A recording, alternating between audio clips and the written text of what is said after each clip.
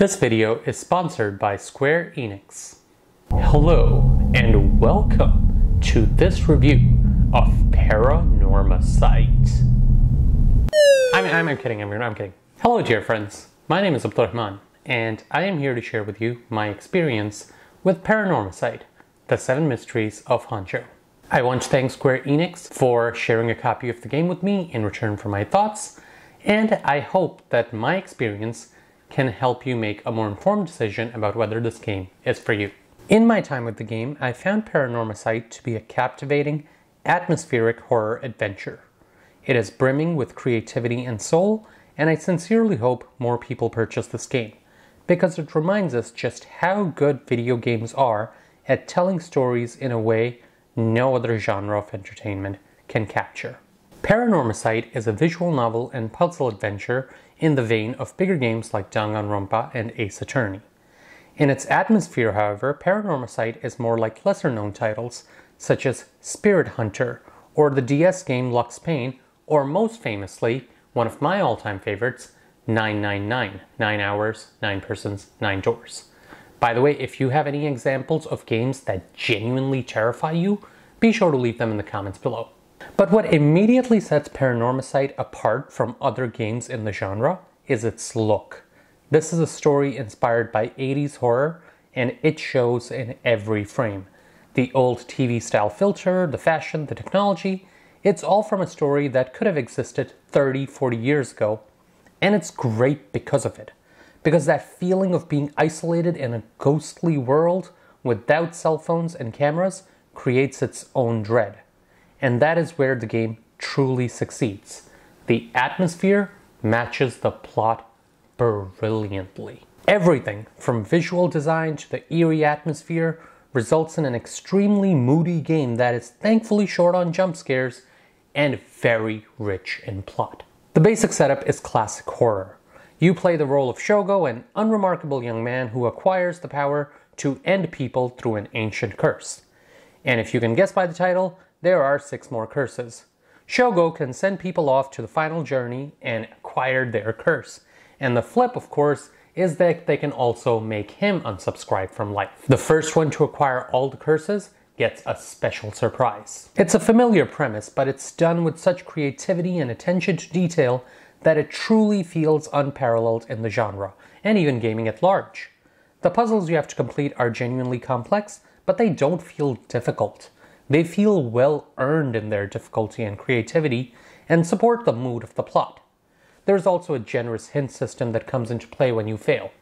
So basically, I'm a low-level gamer when it comes to puzzle games, and I had no trouble with it, because the hints were always there to help. And while the characters here do not have the extensive backstories of something like Danganronpa, the richness of the plot here comes from how you learn about them. You will see varying perspectives of the same characters and follow multiple narrative threads across different acts, where everything you previously learned will constantly get recontextualized. And all that is great, but what really takes it to the next level, you are getting all your information through the eyes of a horrifying, unreliable narrator. The storyteller, as he is called, is the one who guides you through the tale. He's like the presenter from the old horror shows like The Twilight Zone, except he seems to keep more from you than he ever lets on. He even breaks the fourth wall with regularity, because he is not talking to the game's characters, he is talking to you, the player. And just when you think you understand something, he reveals something you did not know. And unlike some of the twists in other horror franchises, nothing here feels unearned or random. Instead, it simply feels like a cohesive, creative story that respects your intelligence and allows you to grapple with complex ideas as it weaves its web of lies. This is not just a game you play, it is an atmospheric experience you live through.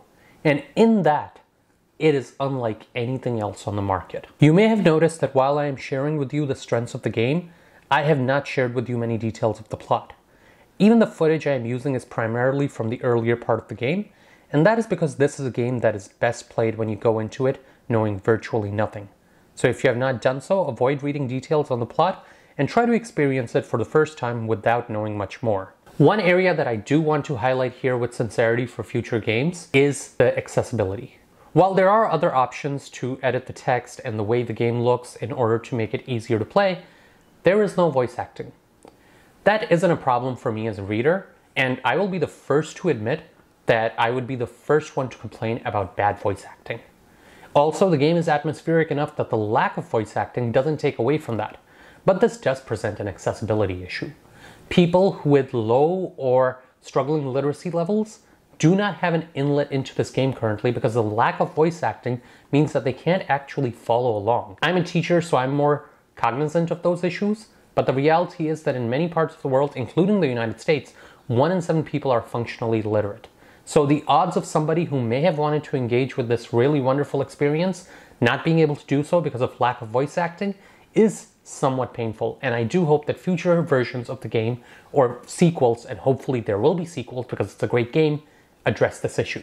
But this is fortunately an issue that with some work can be addressed, and I do hope it's addressed because this is a game everyone should experience. The last time I felt like a game was playing this much with my perception of reality was Silent Hill Shattered Memories on the Wii and 999 on the DS. And this really is a game that, even when compared to classics like that, deserves to stand on its own.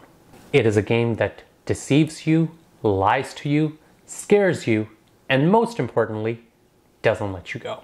If you are a fan of retro horror, interactive fiction, or puzzler and visual novel games, I truly hope you consider giving Paranormasight a chance.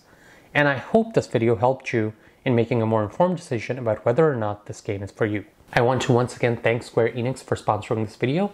If you have any questions, do leave them in the comments and I'll answer to the best of my ability. And to all the Pepper Pals who stuck around until the end, this is Abdurrahman, aka Pakistani Pepper, saying peace out, stay peppery, and don't forget, sometimes life's best lessons are in the stories we hear least.